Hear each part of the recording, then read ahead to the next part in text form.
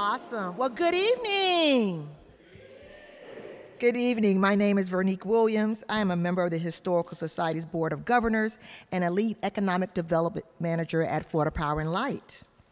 So let's welcome you to the 4th annual Portrait in Leadership, hosted by the Women's History Initiative of the Historical Society of Palm Beach County. Please note our list of sponsors and the host committee who made possible this year's event in celebration of Women's History Month. We appreciate them all. We are fortunate to have Erin Guy as our moderator tonight. Erin is a morning anchor for the West Palm Beach ABC affiliate, WPBF 25 News, starting at 4:30 a.m. in the morning.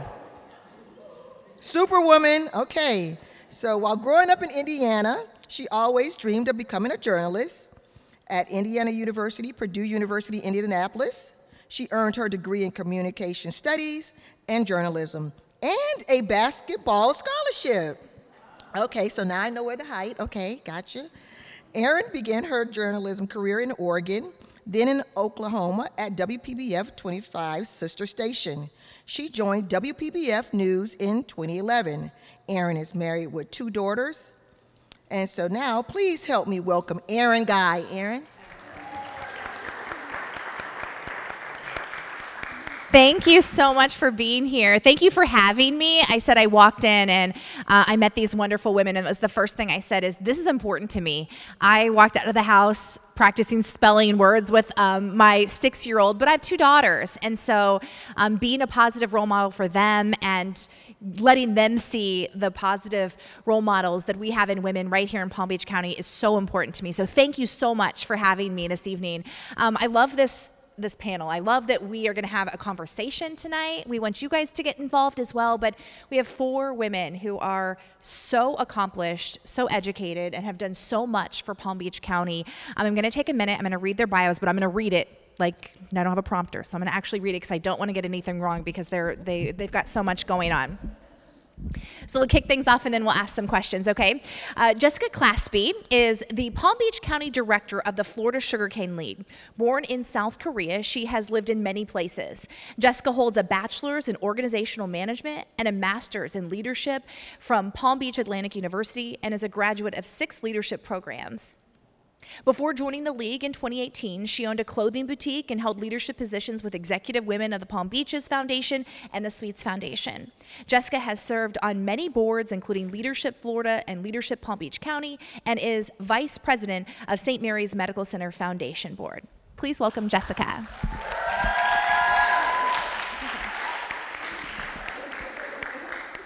Next up is Danita Dehaney. She's been president and CEO of the Community Foundation for Palm Beach and Martin County since 2021.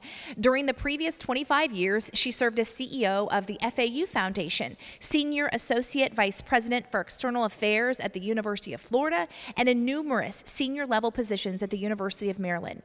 Danita holds a master's degree from the Maxwell School of Citizenship and Public Affairs at Syracuse University and a bachelor's degree from the Robert H. Smith School of Business at the University of Maryland. Please welcome Danita.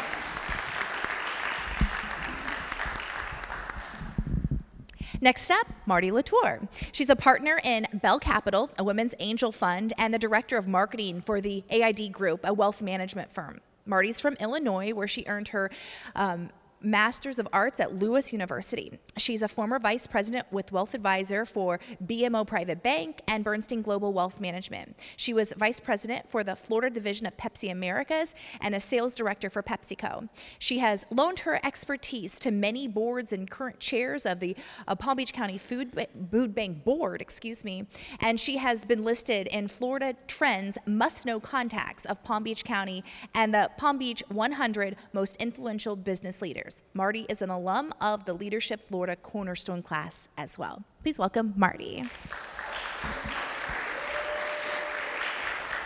And at the end, certainly not least, Joanne O'Connor. She's the board-certified business litigation attorney with extensive experience in jury and non-jury trials, appeals, arbitration, and has built her practice at Jones Foster since she joined the firm in 2001.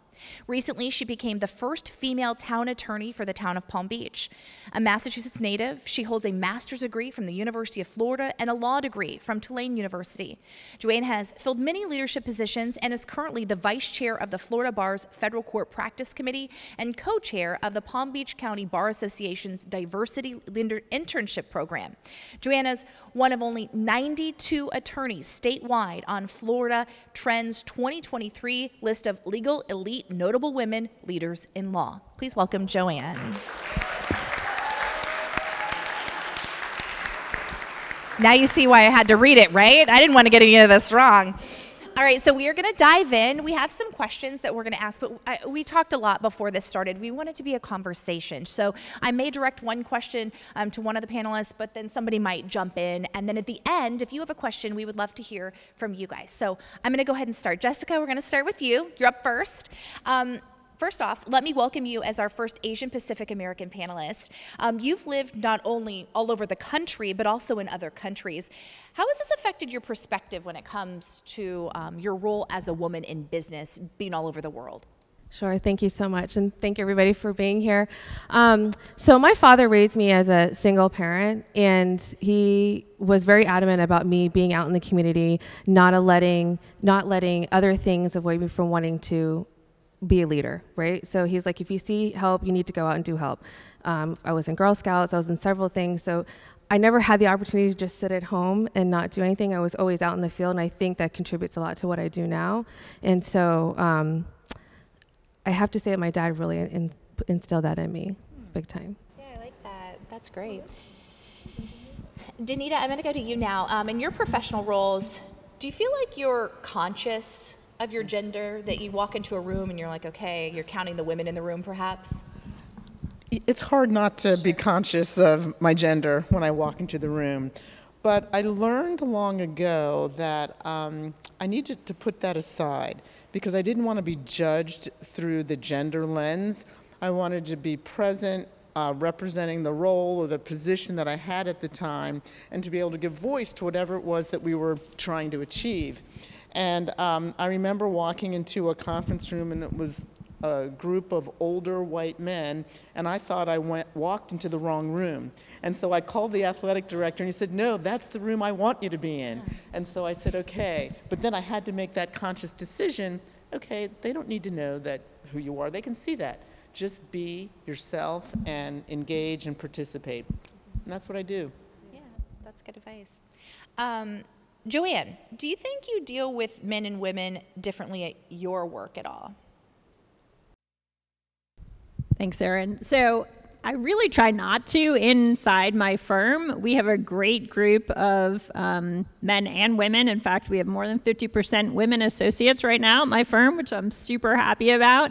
And they all have really different and unique skill sets. And I would say inside the firm, I endeavor to be an advocate for folks in our firm. So that means, you know, if I have a summer intern with me, if I have a younger associate with me and we're meeting with a client, I'm advocating. I'm telling that client, you know, this is my associate. She was top in her class at UF Law. We've got you covered. And that gives them the confidence, and it gives your clients the confidence to know that they're in really great hands. Outside of my firm, I think in terms of acting differently towards men and women, I still think there's an attitude, especially in law, that if you have a male business owner, that they think that their litigator should be an aggressive bulldog. And so I endeavor, and I think we have judges in this room, and I think we have a great group of female judges in Palm Beach County. And I endeavor to educate my male clients that, you know, that may not serve you the best in the long run, and having a more collaborative approach, which I, you know, might attribute more to women than to men, will really benefit you in the long run. So. You know, when I was reading the bios, you noticed that yes, we talked about your educational backgrounds and all of the things that you do in your careers, but so many things you do to give back as well. Marty, I'm going to direct this question to you. How can women without perhaps great financial resources be philanthropic and contribute to the public good as a whole? Well, that's really easy. I mean, you can donate your time and your talent. I've been the chairman of the board of the Palm Beach County Food Bank for 6 years, and I've been on the board since the very beginning. But they didn't ask me to get on the board because I had money to give. They asked me to be on the board because of my expertise in the food industry distribution business. And so that I was able to help grow the food bank. And so, just use your time, your talent, and if you have money, that's great, but it's not necessary. Yeah, time is always important, that's for sure. Jessica, do you think your leadership style reflects your gender internationally or even just locally? So I thought a lot about this question. So I think as a woman, we're very empathetic about people and who you work with. Sometimes I feel as a woman, sometimes the men that I have to work with, you have to cater a little more to them. And so, sorry, but sometimes with women, like at least for me, sorry, I'm a little nervous. I do think that I can come across really soft, but in the areas that I need to be strong, and I'm here for a reason, I was put here for a reason, I can be. So I think it just depends on the situation you're in and where you're at. Can you use my microphone? I'm used to having one right here. Danita, can you talk about the challenges that you face perhaps professionally and how you were able to overcome them? I think everybody can kind of answer that one, so we'll start with you. Sure. So if you look back at my career, you'll think, oh my gosh, she's had this great trajectory of success from day one. And that's not the case. I've worked really, really hard. And at 2 major institutions, I got stuck at that number 2 spot. And I remember speaking to an executive coach, and I said, I don't think I want to be an understudy for the rest of my career. But for whatever reason, I just wasn't getting the opportunity to to get to that VP role. And I took a 360 survey because I thought maybe there's something about me that isn't working and I need to learn what it is. And the president of the university completed the survey, and he wrote, and I knew it was him, she has too much juice to be working behind him. Now, this was not at UF, so you guys don't think about that. So, and when I read that, I was like, wow. And it sort of instilled this belief that I don't need to make him look good every day. And so I kind of let it be known that I wanted to try. But it was really hard because it just wasn't, those opportunities didn't come natural to me. So I want to definitely piggyback on that. So I felt that for a while in my position as the number 2. Yeah. And honestly, in my role, it was all men in political roles, and I never thought that they'd want a female in a non-political role in that position. But I prayed about it, and really it was like, send me a signal of what I need to do, and it was, you just need to shine your own light and do your own thing. And because of that, I became the first female in my role, and I hope I'm not the first. I hope there's other females to follow behind me, but that was a big thing for me, is I don't want to make someone else always look good when I know I can do it. Right. I want the light to shine on me, and that's what happened. So I prayed too, but I also worked twice as hard. And I used to have this saying, they will never outwork me. Now, there's some disadvantages to that approach, but I knew everything. I understood the policies, the strategies, and some of my male counterparts did not. But in the end, I think I won, but it took me a long time. Do you guys want to weigh in on that question? Do you want me to repeat the question? Yeah. Okay. Talk about a challenge, perhaps, that you faced professionally and how you were able to overcome it as a female. So when I started at my firm, gosh, more than 20 years ago, I had a 2.5-year-old son, and probably about a year after I moved to Florida, I went through a divorce. So I was a single mom had moved here. I didn't have family here. Several years later, my parents retired and they're snowbirds now. But so that was certainly a challenge. And it was interesting as I look back on, because I have my great girlfriends from law school.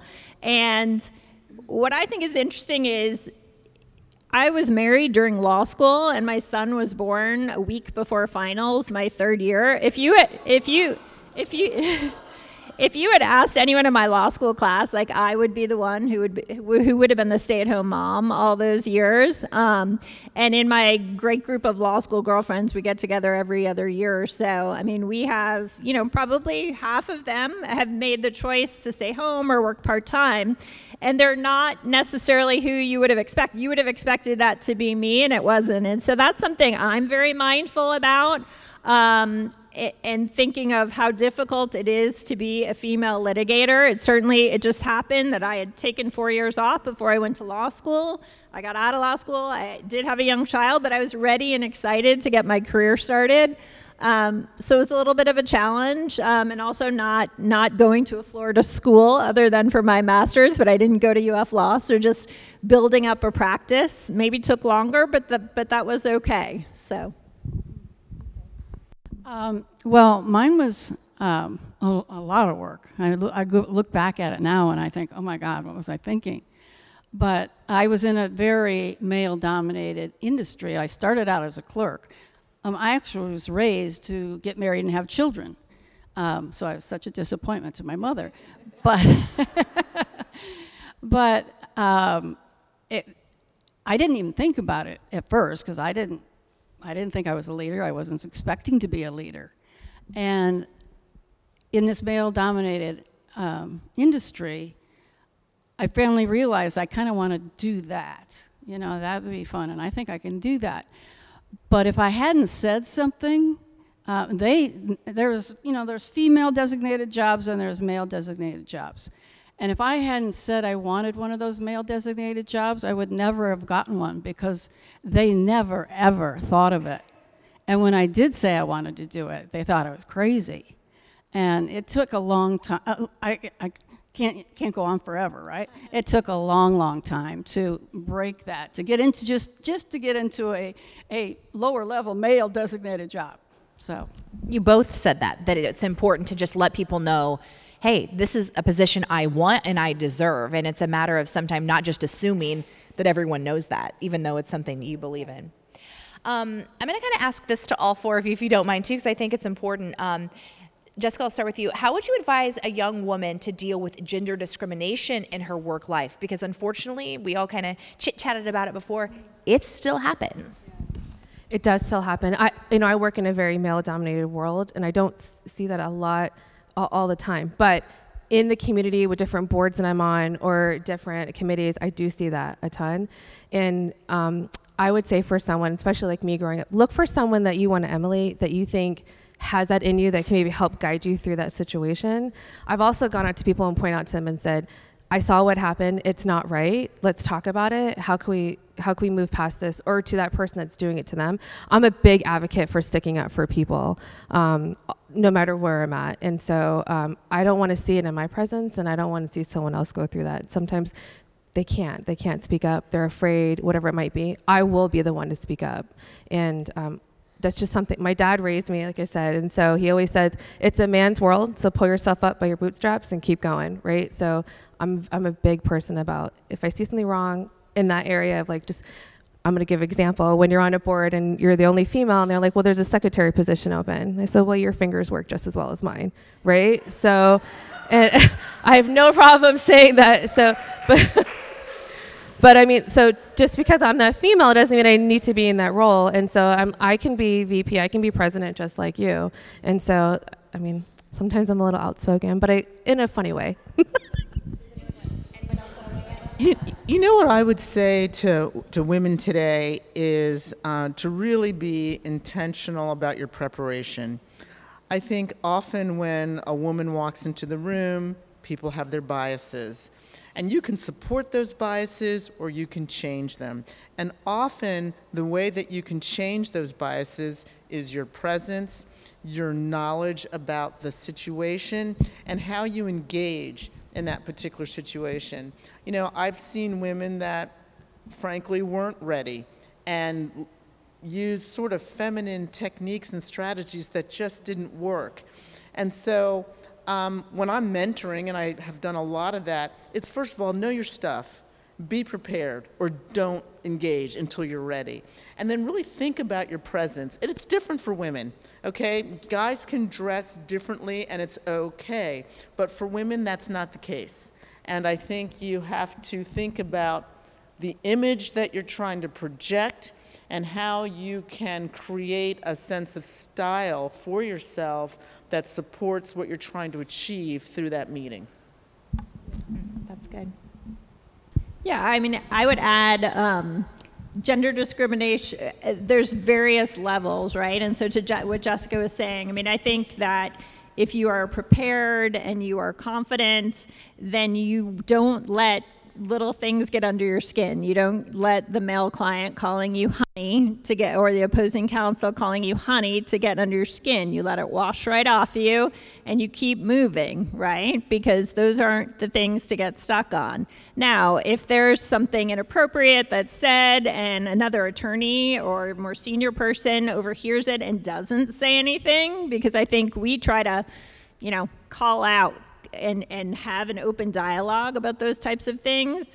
Certainly more serious discrimination, that's something you should raise an issue with. And I'm not saying that you should, you know, disregard, but I think don't let things like that get under your skin, because we all know from the many studies that have been done about inherent bias, and that, you know, I think oftentimes it's a sign of insecurity, and folks who are making comments like that don't even appreciate what they're doing, and it's not intended to be intentional. So, Yeah, I think trying to deal with gender biases, it depends on the situation.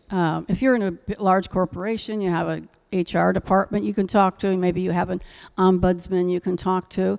But if you don't have that and you're a smaller group, you do have to deal with it yourself. And sometimes you just laugh it off and say, you're being an idiot, and go on. And it works, actually. It does work, because then they stop and they realize they offended you. So I usually do the same thing, just kind of let it fall off the shoulder and go forward. If it gets really serious, of course, you have to go do something else. But I really do not believe too much in causing a lawsuit. I think that's very much the last resort, because what you're trying to do is build a relationship with this team in this company, and that certainly is not going to work. So, Joanne, how did law school prepare you for roles other than perhaps practicing law? Sure, I think collaboration in law school is a big thing, just surviving the 3 years of law school, but collaboration towards problem solving, researching an issue so that you are prepared, and then thinking it through very analytically. I mean, that's, I think, the best gift from law school for me, is because I really enjoy complex litigation, often in federal court, and they're difficult questions, legal questions presented, and I like trying to outline that legal framework and that analytical framework. How do we get from A to Z and explain it in an articulate and logical and thoughtful way? So that's good. Marty, have you ever felt that there were limitations from what you could achieve because you're female? Well, because I wasn't really looking for a leadership job, so at first I didn't notice it. But as I started working at Pepsi and I realized that I wanted one of those male-designated jobs and I'd have to really fight to get it, then it bothered me and it was very hard to do.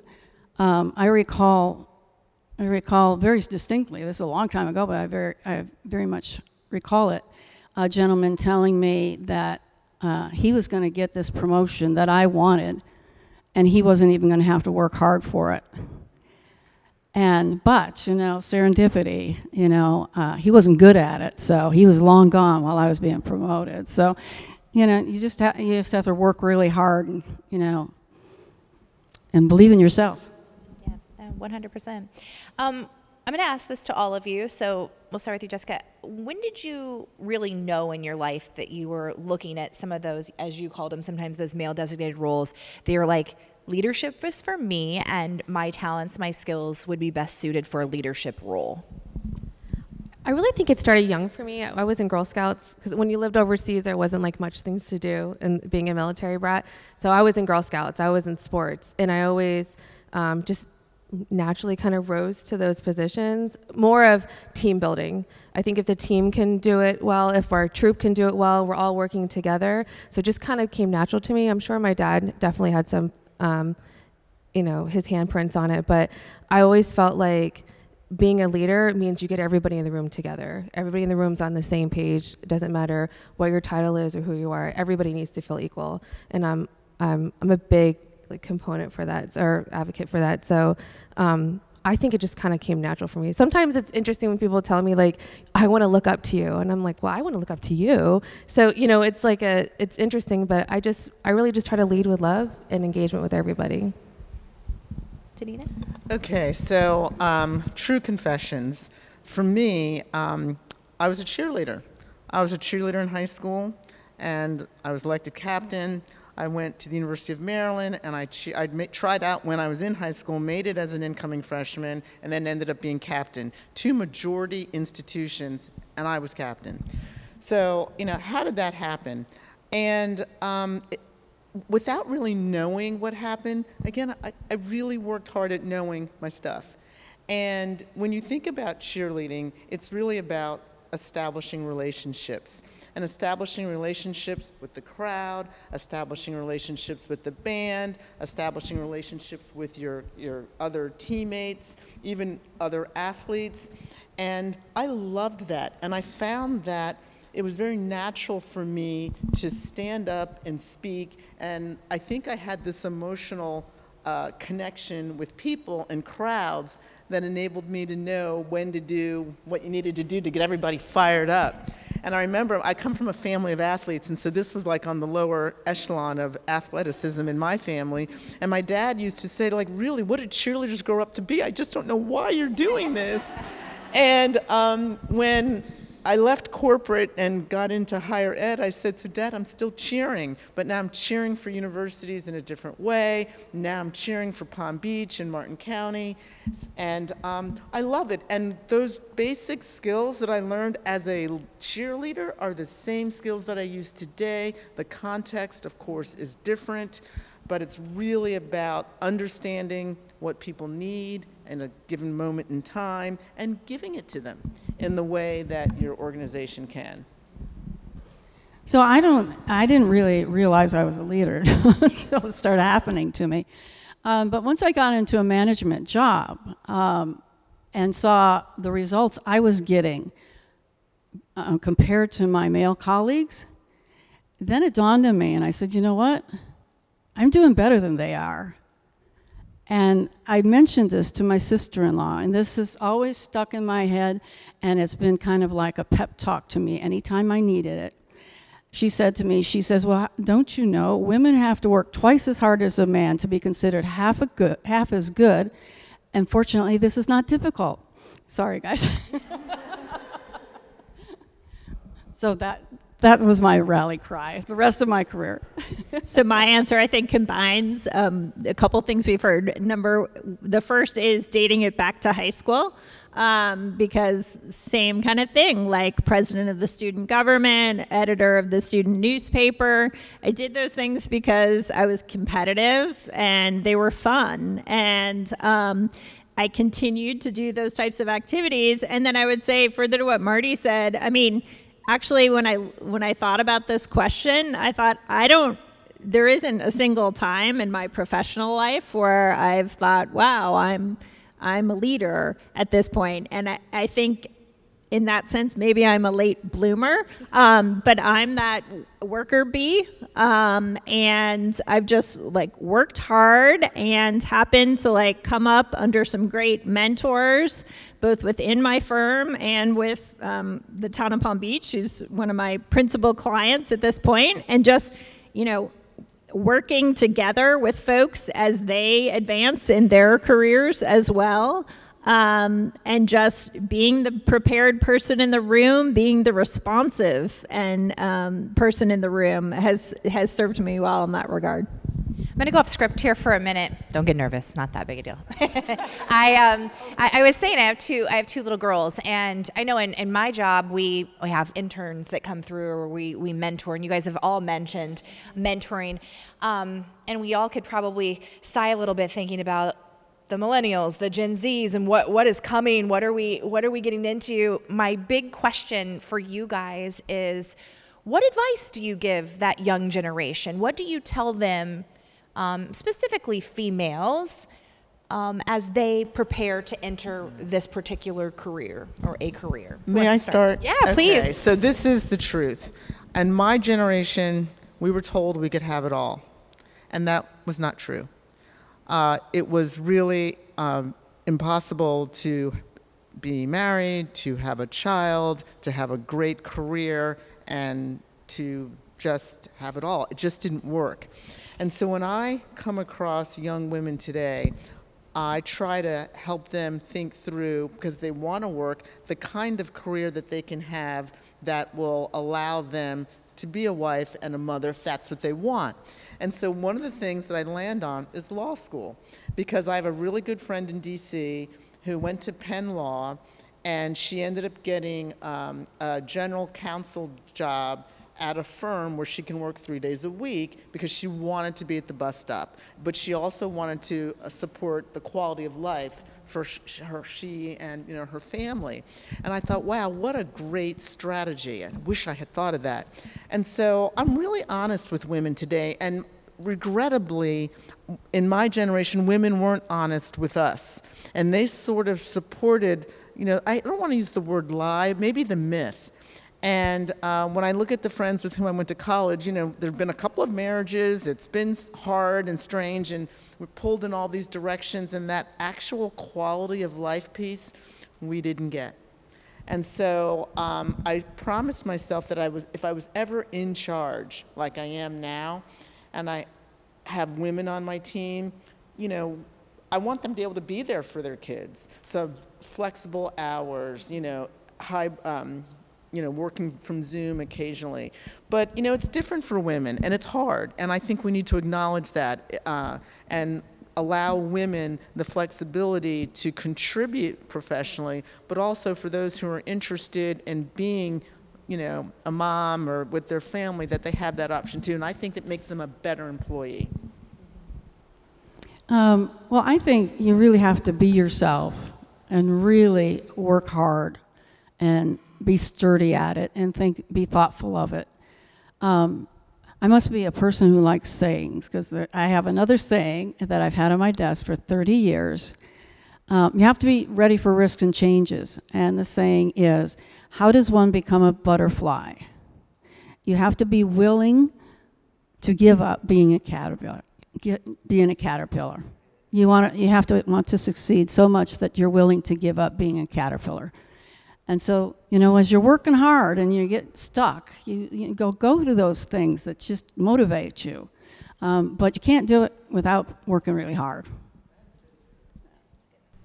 So I want to give a shout out to Gen Z, because our experience at least my experience at our law firm, we have the best class of associates we have had in a long, long time. And so I push back when folks suggest that somehow Gen Z doesn't want to work hard, that they don't want to, put in the hours. They do, and in a different, they value, I think, much more than our generation, their family, their private time, but that does not mean that when we have a trial or there's something that we need them for, they are there. And so our experience has been phenomenal. Now, what I would say also, and we talked about this a little bit before we started, is this same idea that I think, for me, looking back on my legal career, and again, starting with, having a baby 3 weeks before I graduated from law school, and you never probably would have picked me to be the person who, kept working all these years and made partner. Your career is long. And so when we see folks who come in and prove themselves in those first couple of years, then you've got the flexibility. You've proven yourself, and we want to keep you.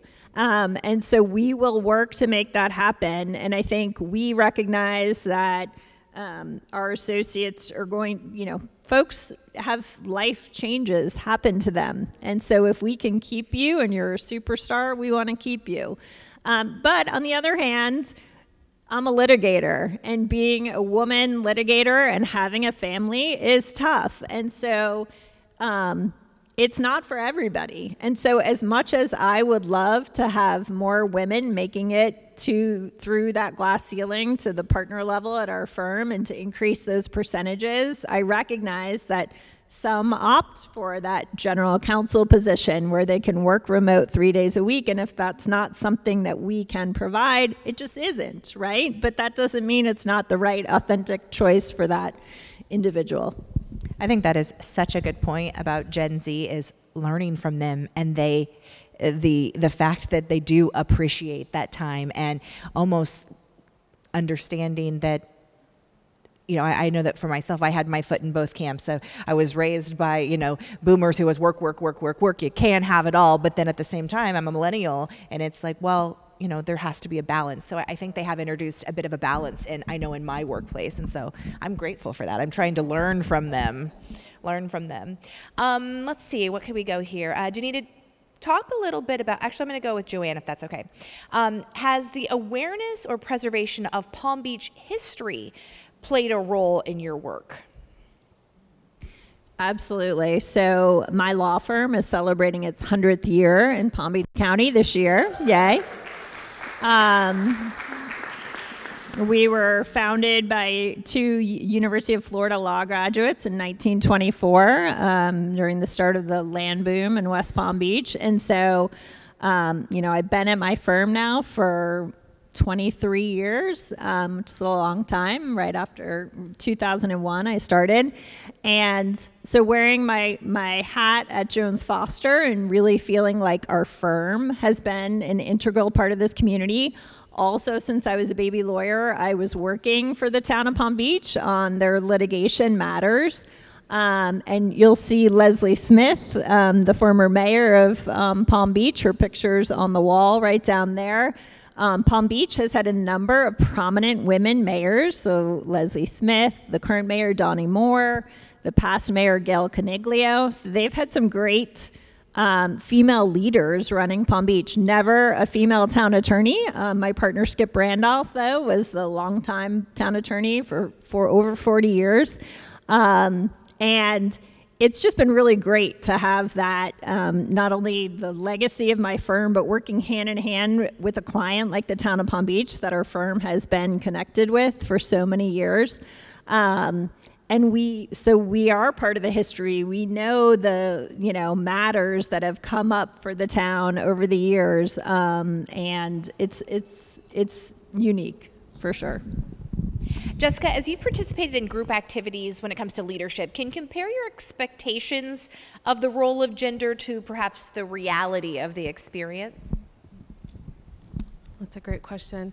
I think, so I'm going to give a prime example. So my Leadership Florida class, I felt like I was the mama bear for everybody and always wanting to make sure everybody was okay and what we're doing and different activities. But I think that naturally led me into my class voting me to be president. And so only because I was more of like, I want to make sure everybody's okay. I want it when we're going. It's a different event. Checking in with everybody, get to know everybody. And I think that it was like a natural role for me to switch into. That was not what I was going for because it's a lot of responsibility. But it's very flattering to see that other people look that into you too and to give it back. Marty, what changes have you seen when it comes to women in the workplace over your lifetime and your career? We talked about this. I said, it's not a good question for me.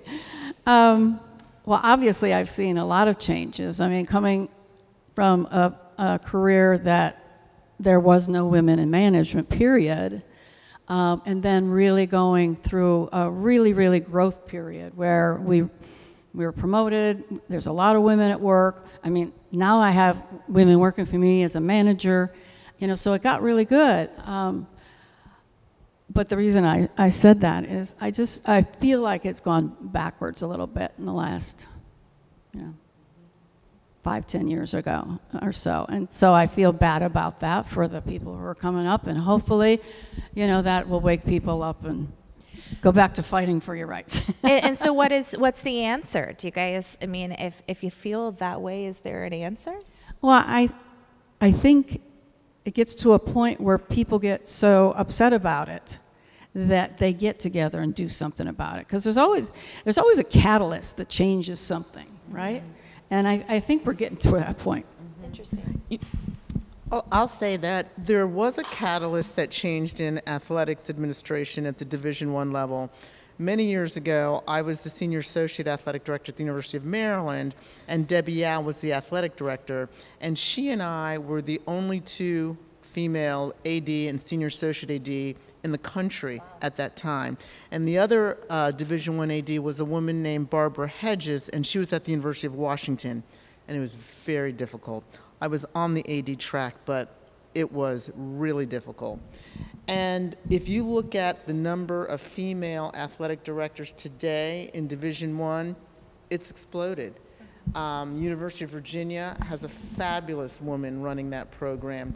Duke University has another fabulous woman running that program. Yeah, she's a Tulane Law alum. Oh, is she? All right. Yeah. So I just say that in that sector, I never thought in a million years that would change, considering what Debbie and I experienced. And I'm really pleased to see brilliant, talented women leading athletic programs that are responsible for millions and millions of dollars, hundreds of student athletes and their welfare. And I don't know what the catalyst was in athletics, but it happened, and I never thought it would happen there. That's interesting. We did talk about this a little bit beforehand, making reference to, like, we wanted this to be a very positive panel. At the same time, it is the reality that there are still some challenges that women face. Do you guys all agree with that there are still things that need to be improved upon? Is that something in your profession that you talk about? I do not. Yeah. And I was raised professionally in Washington, D.C., and I think in that region, you're freer, more empowered to speak truth, right? And one of the things I've learned in being in the state of Florida for 13 years is I have to be very careful about what I'm going to say publicly and how I'm going to share my feelings about certain things, because I don't want a career-ending move at this point in my life. So that's what's crazy, is that you have to worry about that. And I do. I every day. Yeah, that's the hard part. I mean, in my industry, I get to represent the 1% that feed 100% of the world, our farmers, right? So when I go and do something, I think about, what am I doing? Is it best for these farmers? Am I representing best for them? Mm-hmm. Because at the end of the day, I want to make sure that that's the end goal, right? But I do have to think about that. But I want to be me in who I am too. So sometimes it is a hard balance. It's a balancing act. It's depending day. On the situation and the conversation that you're in. Yeah, you have to be really careful who you're talking to. And when I said, it's kind of going a little bit backwards, women really gained, well, of course, for the fight for ERA, but because of the diversity, I'm going to use the elephant in the room. Because of the diversity, equity, inclusion that we fought for so long, that really did help women get there.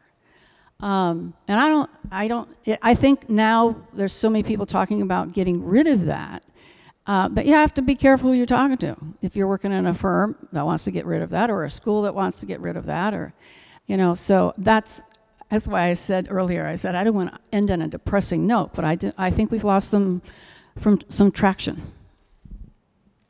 Well, and on a positive note,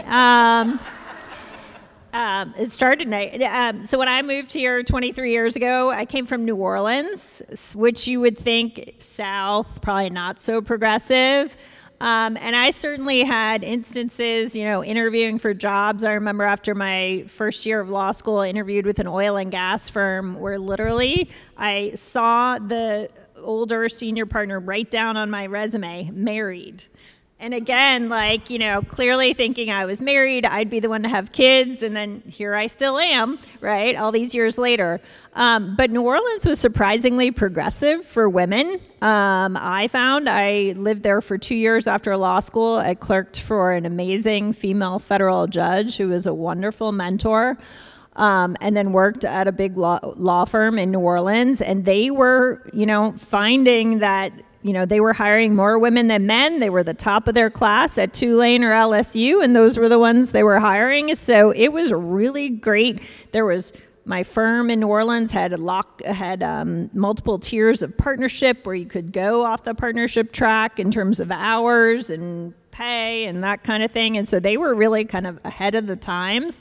And then when I came to West Palm, I was a bit shocked in 2001 that it was still a old boys network in terms of the legal community, at least. And so when I look back on the last 20 plus years in West Palm Beach, it has changed a lot for the positive in terms of the legal community. I think in part it's also just the stature of the community, right? Because I think the successful female law students probably went to Atlanta or to DC or to New York. They maybe left University of Florida, University of Miami.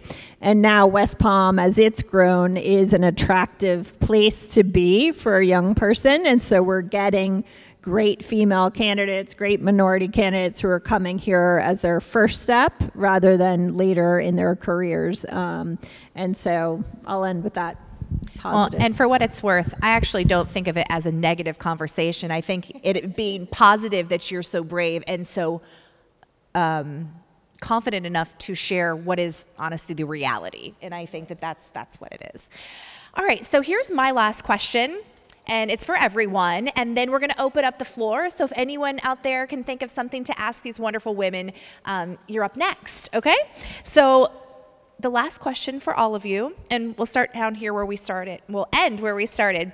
If you could go back in time, what advice would you give your younger self when it comes to the journey that has been your life and your career?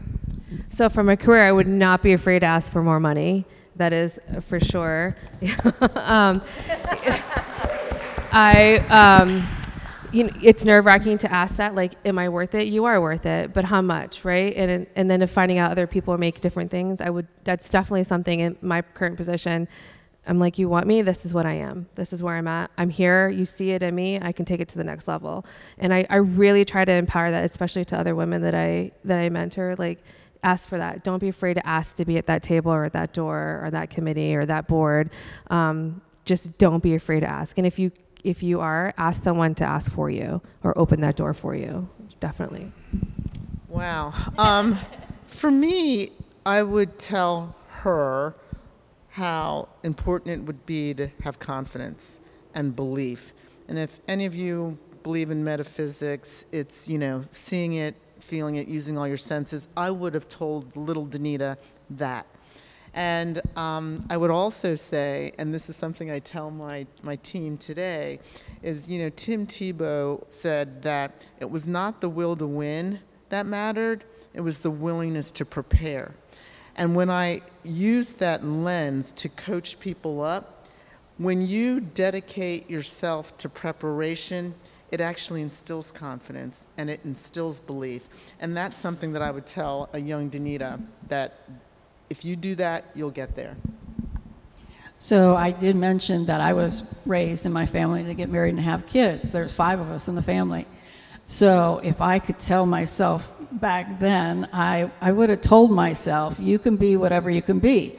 You don't have to be, you know, mother and just get married and have children. And I wish I wish I had somebody tell me that. So I guess I would tell myself that.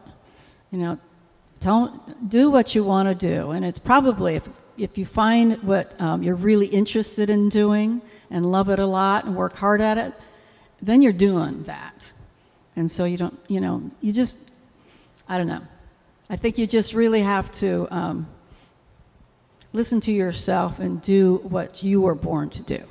I think that people have said it several times, what you're told at a young age and what you hear you talk about your father. I think you mentioned that as well, just like that's an impressionable time. So being that good role model, even when we're... A lot of years. Yeah, sure. Yeah. I mean, my dad always told me I could do it, so I can do it, right? And everybody that knows me knows that I'm like, I'm doing it. I'll figure it out a way. You're so lucky to have had that voice, you know? Yeah, always. So to echo our conversation about Gen Z, and my mom is here, but she told me this, so I knew it, but you know, it goes by fast with your kids and your family. And so I would have, you know, taken more time to enjoy all those wonderful things along the way, all the non-law things. I try to do that and be very purposeful in that now that I have a 25-year-old, which causes my law school friends angst because that means we've been out of law school for 25 years. But then to Denise's point, I think the confidence, right? So, and I do, that is a gender difference. At least I see it. You know, we have, you know, I see it in men who are not as prepared, but are, you know, willing to walk right in there and be overly confident about something they really should not be. And so I would have said, you know, don't be afraid to feel confident. You don't need, you know, you need to prepare, but you need that, you can have that confidence. You deserve it. So. Really good advice. You guys were wonderful. Thank you so much. And we're not done yet, but can we, oh, perfect. So does anyone have any questions for these wonderful women? I really don't have a question, but I just want to tell the General Z, you can have it all. I'm a baby boomer. I was at every soccer game, every dance recital, and I was a successful professional. Not because I asked for it, I just assumed I could be what I wanted to be. And that was a little difficult because I was an abused child, and I was expected to say yes to my first proposal at 16, but I didn't. I got a college education, and I just assumed, unlike Denitra, that I can do it all if I wanted to, and you can. Just like any guy who can have children and a career and go to games, so can every woman who wants to. Just remember, you can have it all.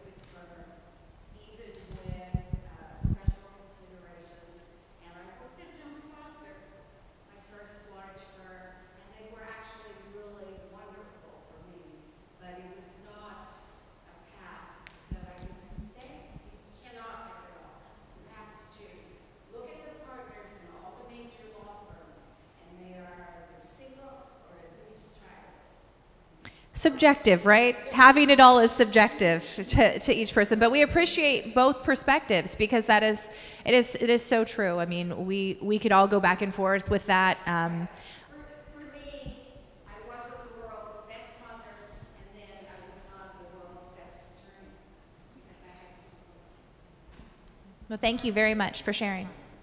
So I do have a question, but to that note, don't hold yourself to a higher standard than you would hold a dad. If you want to be a mom that has it all, then you don't have to be at every award ceremony. You don't have to pack every lunch. Dad needs to pitch in too.